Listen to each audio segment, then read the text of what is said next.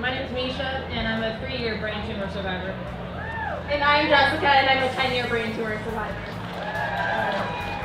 We met here in Manhattan at a happy hour, and after a couple drinks, started talking about what brought us here, and we dove right into it. We had this love for life, and we talked about the reasons, and that's when we realized we had very, very similar stories.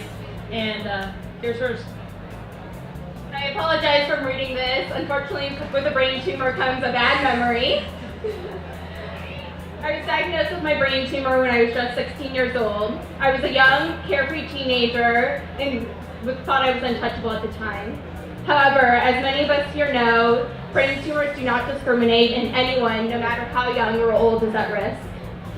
My biggest concern prior to surgery was whether I would lead a normal life after having a large part of my brain removed at such a young age. Well, in the past 10 years, I graduated high school on time. I got into my dream college and graduated within 4 years. I started a successful career, which I have stayed with for the past 5 years. I've traveled the world solo, and now I'm up here speaking in front of hundreds of people.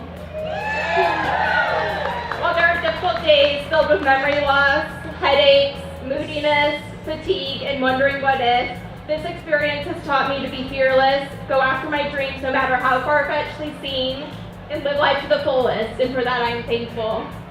I've had 3 friends develop brain tumors since my diagnosis. This disease is far too common, and it is so important that we continue to raise awareness and fund research so we can find a cure.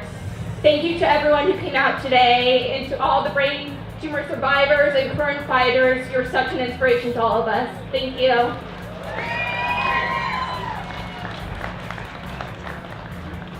He was right, it's very hard to turn the page. This disease doesn't have a face until it's you or someone you know. It taught me that life can change drastically in a moment. It taught me the definition of strength through the unwavering support of my family. I'm a survivor, but because I wasn't alone. After 2 seizures in front of my terrified sister, her requests are the only reason I told my parents, who are the ones who made me even get the MRI in the first place. All I remember was hearing the word inoperable. He explained that they weren't able to biopsy it for the same reason they weren't able to operate its location. When we left, and I'll never forget it, my dad looked at my mom and said that her sole purpose on this earth was now to find a doctor who would. She did it. She sent my scans to 9 different hospitals, and the only one willing to even meet me was the Mayo Clinic. The surgeon told me what everyone else had, that the risk was substantial. And he looked at me and said, "What are we doing? Are we operating, or are we going to wait?" And I said, "It's a no-brainer." While my mom slept, I wrote letters, just in case. I started with my parents, including apologies for the time when I was 14 and took their car. To my sister, telling her to be bold and brave and live life hard.